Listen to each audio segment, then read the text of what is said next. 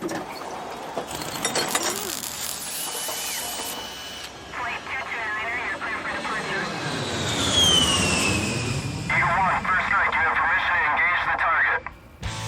to the Tesseract Podcast, where we unlock your power to innovate. Our mission is to empower airmen, connect them to resources, and accelerate change across the Air Force logistics enterprise. Specifically, our team works as an innovation accelerator assigned to the Air Staff Logistics Directorate, where we partner with airmen to operationalize the new sustainment strategy. My name is James, and I'm going to be your host today. Hello, and welcome to the show. I'm joined today by Amanda Whalen. She's the Royal Canadian Air Force Digital Hub Program Owner, I think is the title that we landed on, and as well as Diana Prenoveau. Is that good? Okay, that's a French. She is the digital lead for Plan Qulliq, which is the innovation team for the Royal Canadian Air Force. All domains, like all problem sets and missions, correct? That's correct. Okay.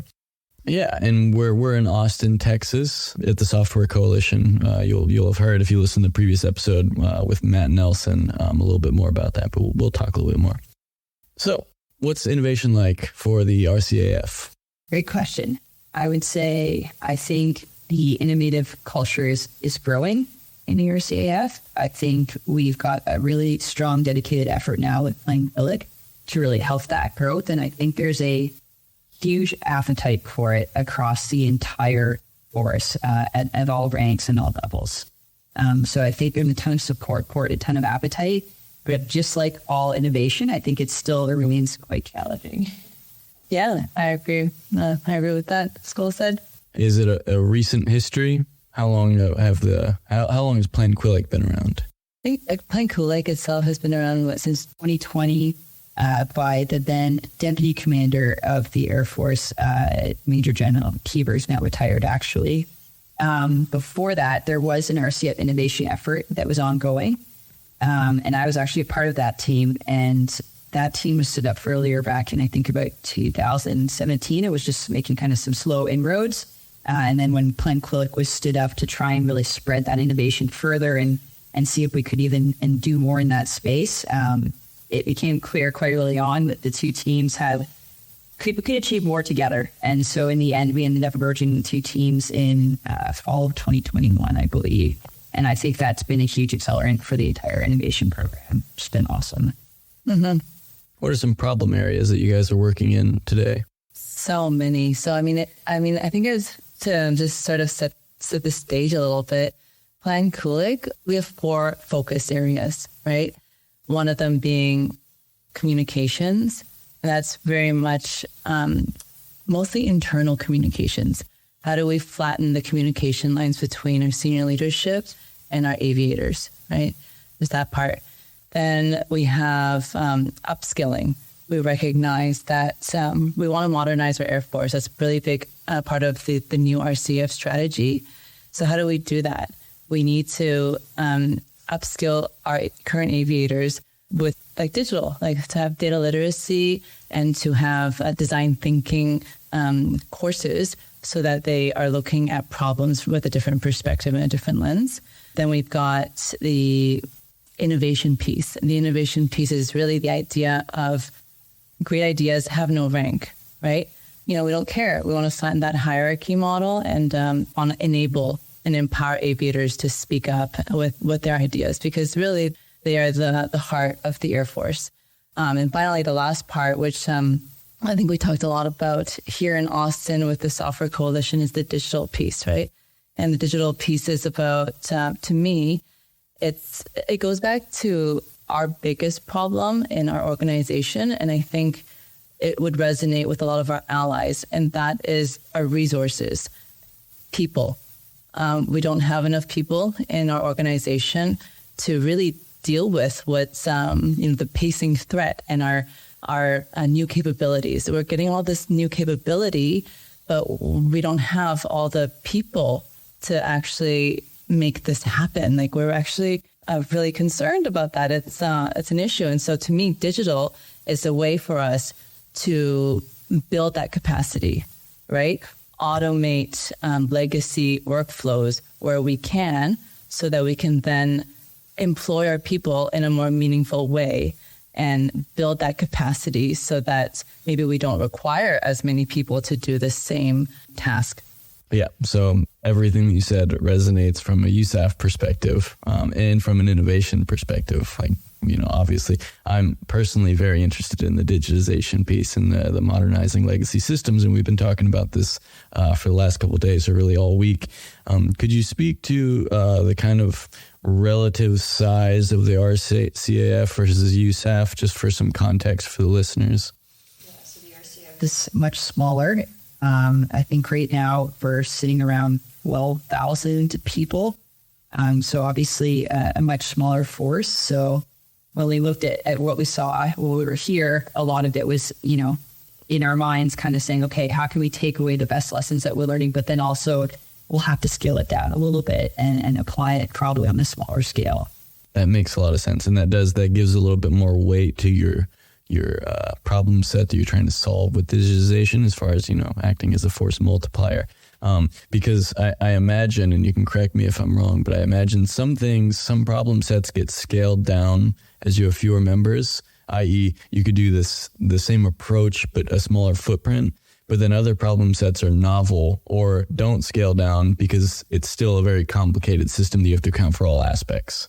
Could you speak to that? An example that I was thinking of is like aircraft maintenance. You still need to have all the parts to fix the aircraft, right? The entire supply chain has to be accounted for. Yeah, so actually that's a great example. I would say, yeah, and we're still going to have the same sort of process in place that you have in place when you're fixing aircraft, but you just have fewer aircraft to fix, would be maybe how it scales down slightly.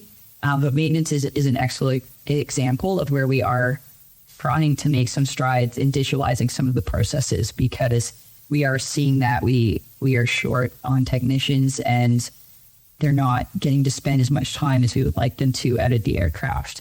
A lot of that time is spent filling out paperwork or on an antiquated system that is available on only one or two computers in the entire hangar.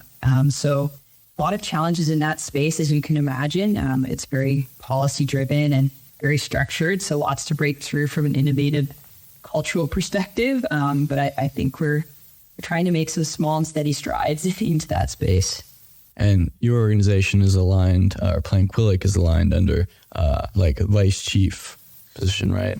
So Plan Qulliq is a unit. We're a little team. We're led by Lieutenant Colonel Diane Baldestero. It's rank agnostic, and we have a total, including her, 9 uniform members.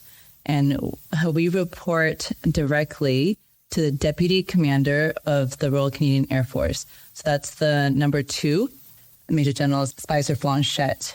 And so that structure has allowed us to move much more quickly than if we were embedded into, an L2 or an L3 organization. So as Amanda talks about earlier, when she started some of the digital work, she was under the Air Warfare Center. And so I think that in that construct, you had several more levels of approval before you were able to get anything signed off by the deputy commander. But when Plan Qulliq stood up, we realized that we needed that ability to engage with the deputy commander much more quickly, so we can get that feedback loop and get things moving much more. Yeah, bang on. When having been able to see it from both sides, being on an innovation team that was embedded in the normal hierarchical structure and several layers deep, versus being outside of that normal structure, having that freedom to maneuver and go direct and communicate. And of course, using that only when needed, not taking advantage, but using it strategically has certainly accelerated the growth, and in particular, the growth of digital. I think it has really served us because one of the offerings that we have in Plan Qulliq in our digital offering is something called RCAF. You can think of it essentially as you laugh because RCAF. Yeah, it's a good little play on words. I'm very proud of it. You can think of it as an internal Reddit, right? So Yeah. So anyone can post and start a discussion about any topic. And so you can have general officers kind of contributing to the discussion. You can have aviators contributing to the discussion. And because of where we sit on this team, we are essentially we're moderating what's going on in these discussions more so than anyone else. And so that has given us the ability to really get the pulse of what's happening down at every level through the chain. And so we're able to report that back to the deputy commander, to the most senior leadership about the pulse, the morale, and the sentiment of our troops. I'll do some shameless self-promotion for RCAF because it's really been cool as well because we host Ask Me Anything's on there. So as well as giving us that pulse, it's also given access for all members of the Air Force to engage with different senior leaders that have come on and hosted Ask Me Anything's, and a lot of them have done very well and responded to every question that was asked and just really tried to bring those lines of communication together.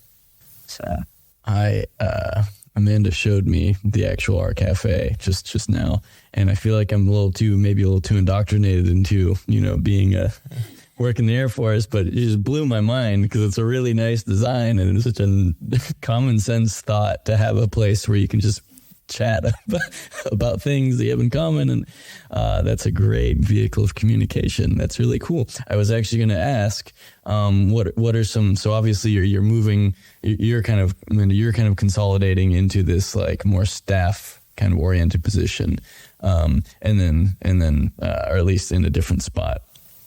We'll say conceptually further from the field. So what do you guys do to make sure that you don't lose touch with your end users? Well, so for myself, I'm located at A-Wing Trenton, which is awesome. It's the biggest Air Force base in Canada, the Hall of Air Mobility, so lots of flying.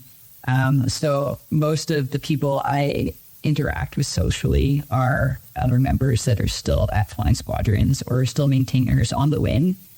So I spend a lot of time on the wing and tend to be more at social events nowadays or playing hockey with them. But you get that, you get that opportunity to sit with them and chat with what are your problems? What's going on? What does it look like right now? How is everyone at your unit doing? As well, we make an effort to get our development teams out to the end users. So when we're launching a new app or a new major feature for an application, we try to get a developer trade out there, and they go and they walk the flight line and they see how the members are going to interact with the app, and they spend time just empathizing and trying to understand the problems to really get a feel for what's going on there. And I found for me that's been kind of my approach throughout all of this.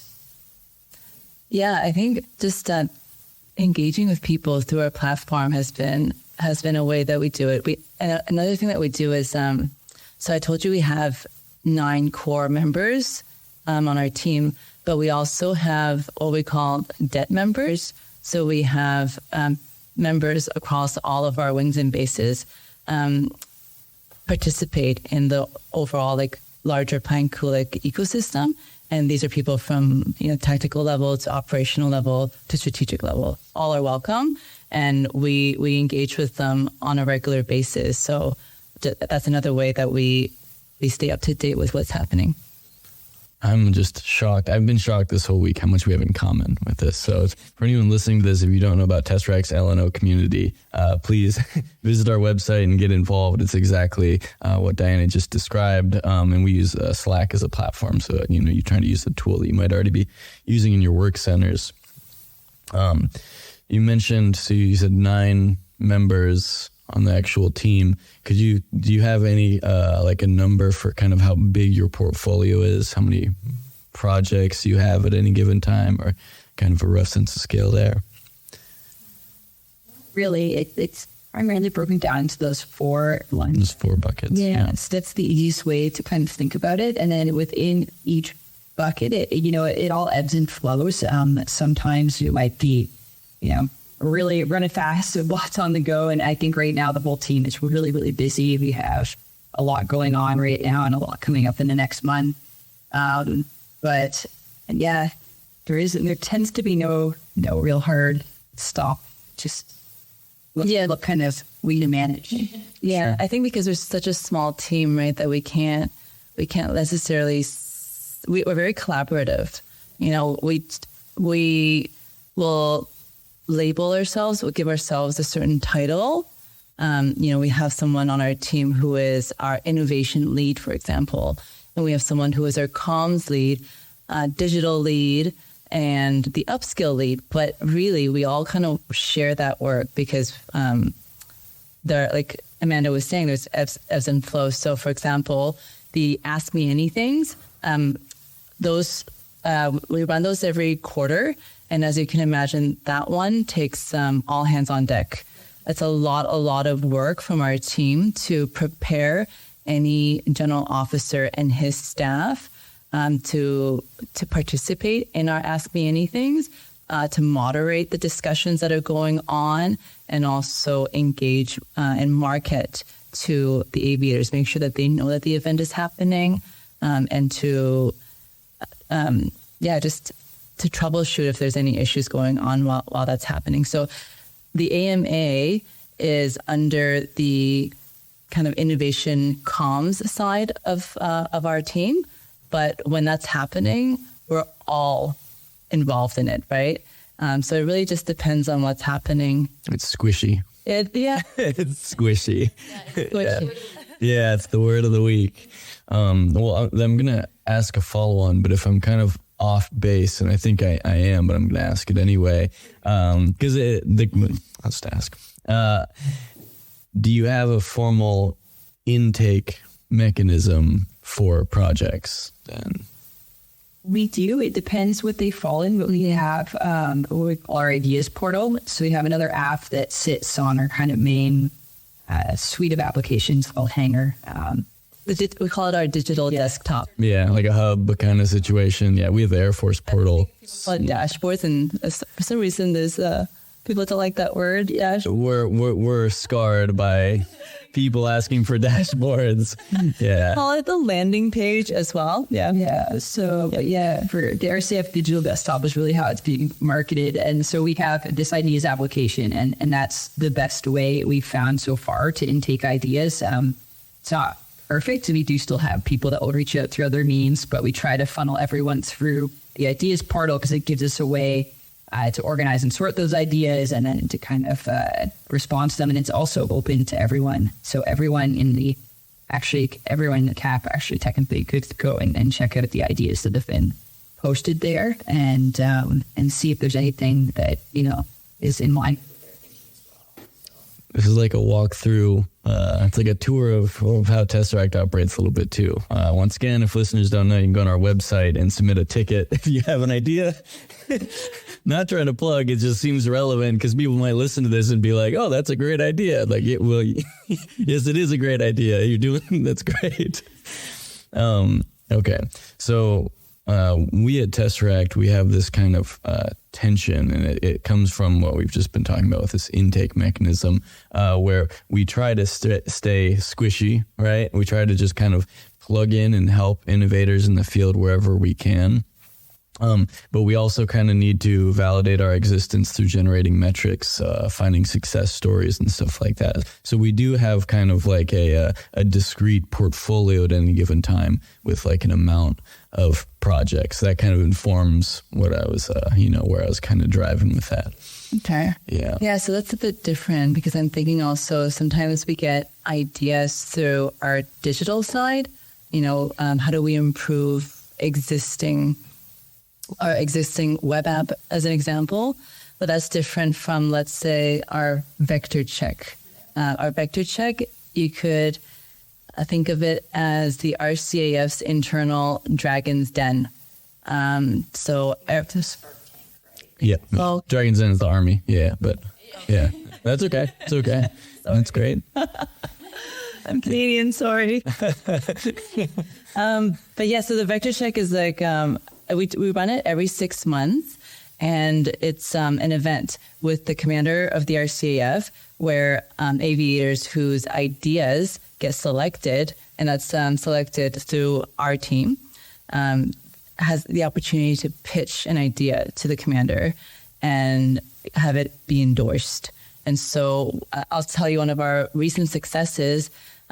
We had a vector check in the spring, and the idea that was selected was the Game Force, which is the RCAF's esport team. So we didn't have that previously, and I think it's a really big change in mindset and how everyone, our leaders, everyone think about esports and gaming. So we had one of our military members pitch the Game Force to the commander and talk about it in a way that talks about, appeals to a younger generation and gives them a sense of belonging, similar to the ways that some of us will have experienced on any regular sports team or sport competition, right? Talked about it in terms of just wellness in general. That's how some people bond and how they take care of themselves, right? And connect with other people through esports. And so they were able to get some financial support from the commander to build their team, buy equipment, train, travel to competitions. And they most recently participated in the Code Bowl, so COD Bowl, which is the Call of Duty Endowment Bowl. And it's a competition with military esport teams that raises money for veteran employment. I'm not a gamer myself, so I didn't really know anything about it. But I was supportive of having this team. And then our team won. It was the first time the RCAF sent a team down to this competition. And they actually won the competition. It was awesome. It's like a Rocky story of some sort in there. Yeah, we're just so proud of them for being able to do that. And it's something that everyone has seemed to rally behind and get really excited about. It really doesn't matter at all rank levels, all across the Air Force. It's a success story that everybody's been able to rally behind. So we're very proud of them. So the idea of the name Vector Check, go on the record and say I really like that, and we should somehow incorporate that. I really like it because the implication is that they are doing something of their own volition. They're already working on it, and then they bring it up and get a bigger set of eyes on it. And maybe there's a little course correction that needs to be made, or maybe it's just a point, where they're ready to get some more formal backing. But after the Vector Check, it's still their thing. So that's kind of what we're driving at, where we try to stay squishy on Tesseract and not be the kind of gatekeepers, but we do have to kind of claim a little bit of ownership over things that get assigned to us. So I like the Vector Check thing. That's really cool. Okay, so we are in Austin. We've just finished a 2-day, kind of 2.5 or even 3-day event, software coalition, which is kind of the software factories kind of converging, sending representatives across the DoD, and we had some of our allied partners like the RCAF come. So why did you guys come down here this week? Really just to take in as much as we could and learn as much as we could from what everybody else is doing. And also to explore some areas where we might be able to collaborate in the future. I think it's been a really interesting week, and I think we've learned very quickly that we're definitely not alone in our problems, as we've talked about here. Even there's a lot of similarities between what each of our forces are doing, and we have a lot of the same challenges. And I think we can overcome them better together than we can on our own. That's for sure. Yeah, I agree. It's been a really positive experience for me. And like Amanda said, what I learned here, meeting everyone, is that we're not unique in this problem space. So it feels like we're not alone. And there's a lot of work that we all have to do. And it's nice to know that we have support. I think we're like each other's peer and support network to try and really like in the same space and try to achieve similar objectives across different organizations. Yeah. It's also really cool because, I mean, everybody that we've met has been so open and welcome and collaborative and also incredibly smart. Yeah. And so I think bringing groups like that together, you're always going to achieve more. It's been just a willingness to share has been really nice.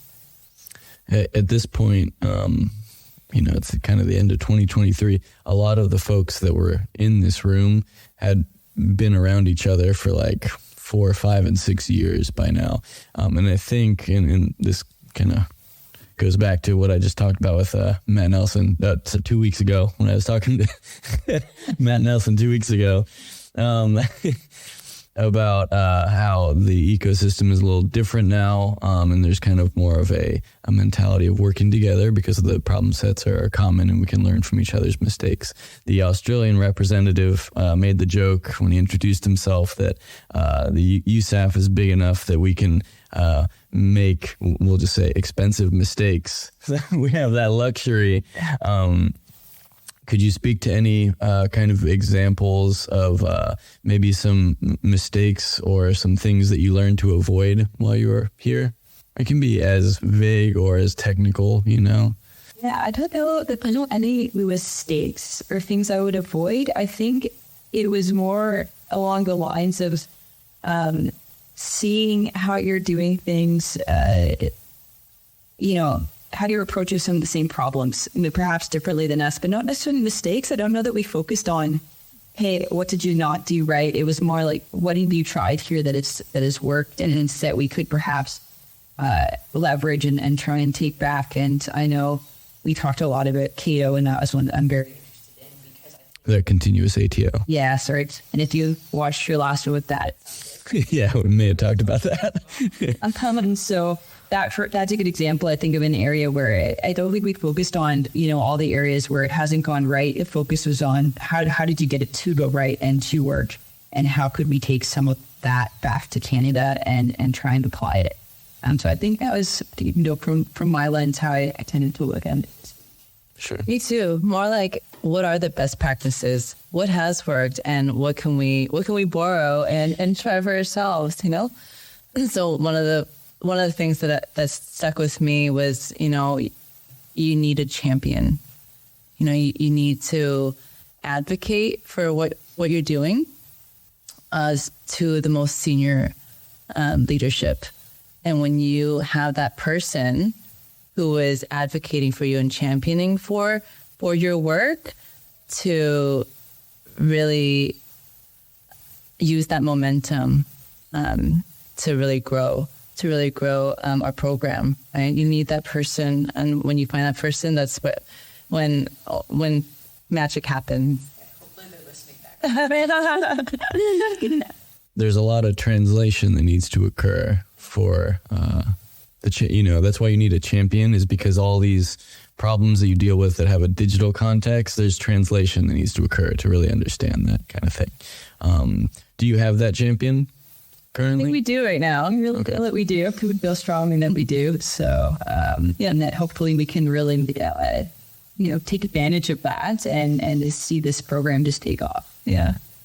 One of the ways that complexity doesn't scale down with a smaller force, I would think, is that your staff construct is probably similarly complex to ours. So I thought about that you need to navigate maybe a similar amount of bureaucracy and the similar amount of tiers of approvals and such to get the same result. But then your end result has a smaller footprint.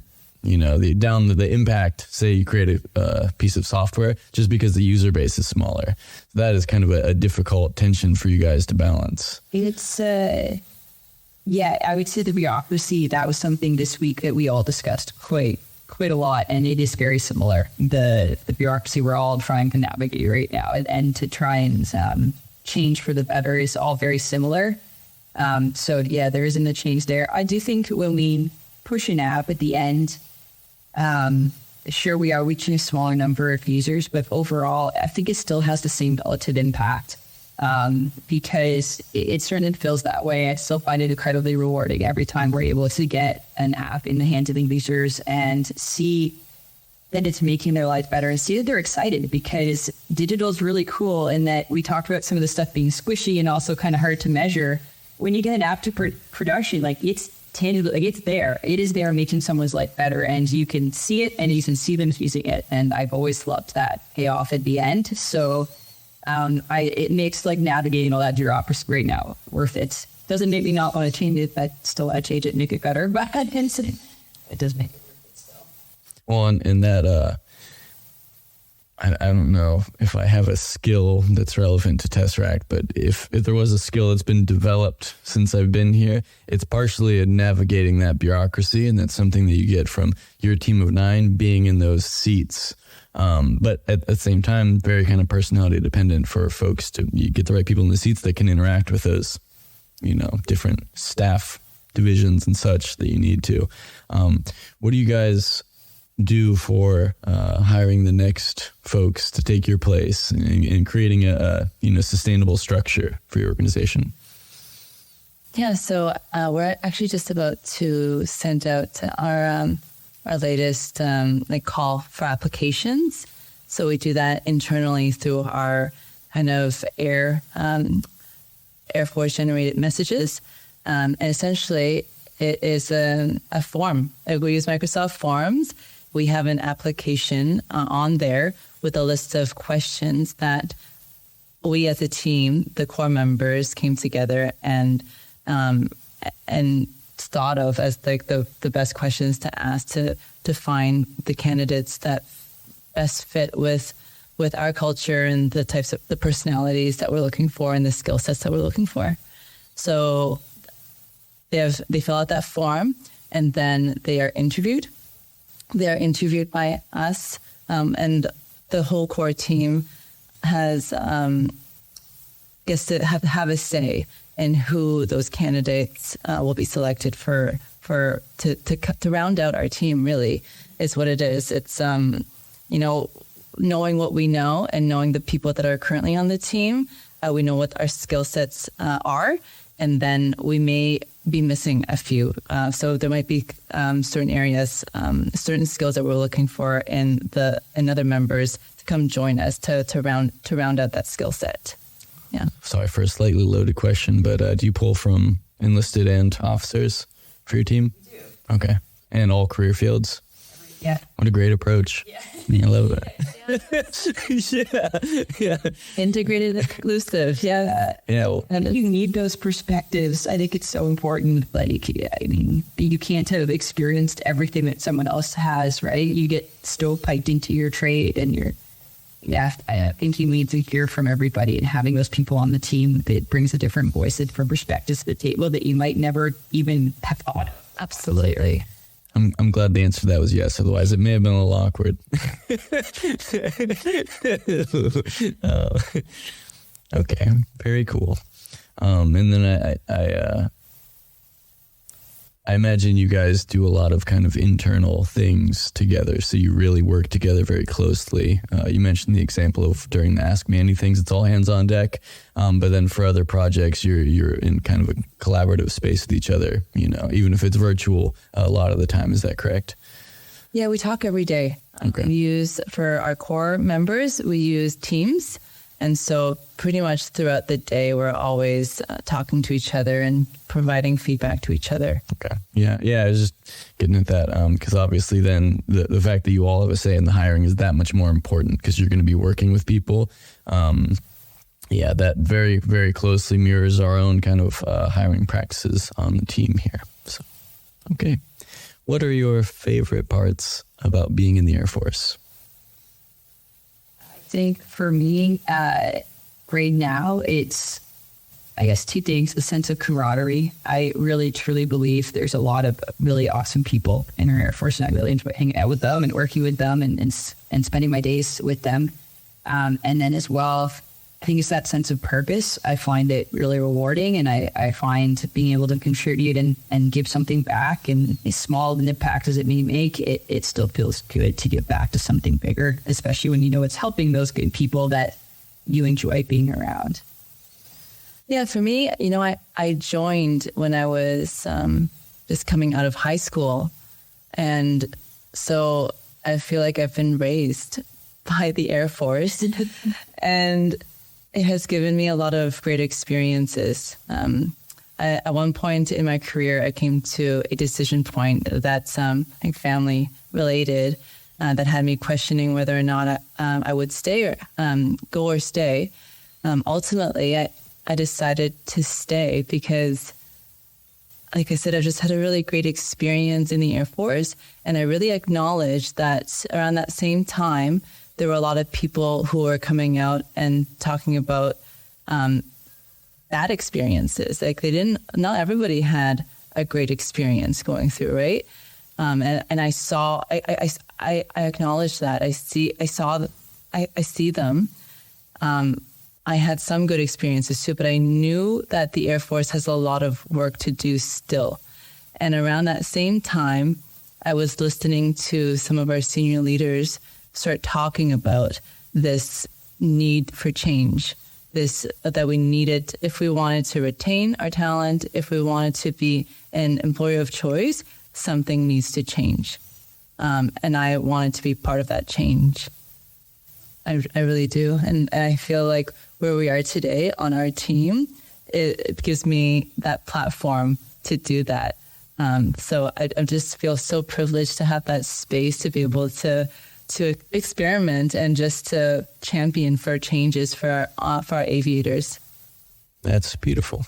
A tear in my eye. No, truly though, we talked to Dan a few weeks ago, and kind of the message at the end of it was that it's Air Force, our Air Force, your Air Force, every big organization, it's vast and complex, and it can feel like it doesn't have regard for you, or like it's going to move on the same way with or without you.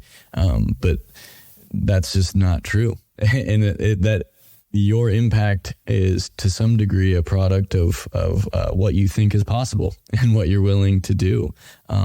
So that's why I think that's probably what attracts us, as you said, Diana, to the innovation ecosystem. Is this is a place where we can kind of make real changes and see those impacts, whether that's getting an app into prod into warfighters' hands, or creating an esports team and showing the big boss and going down and winning a competition. That's very awesome. Well, Diana and Amanda, thank you so much for being on the show.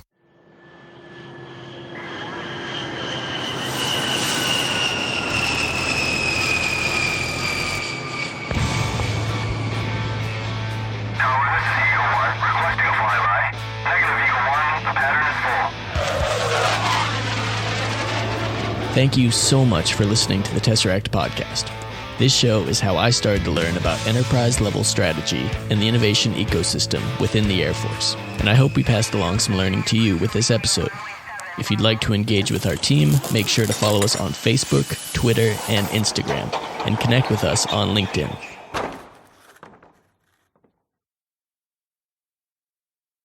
Any references to trademarked, copyrighted, or protected products or services such as books, movies, or businesses are used here for the limited purpose of education and professional development of Air Force Airmen. If you have any questions, please contact us at www.tesseract.af.mil.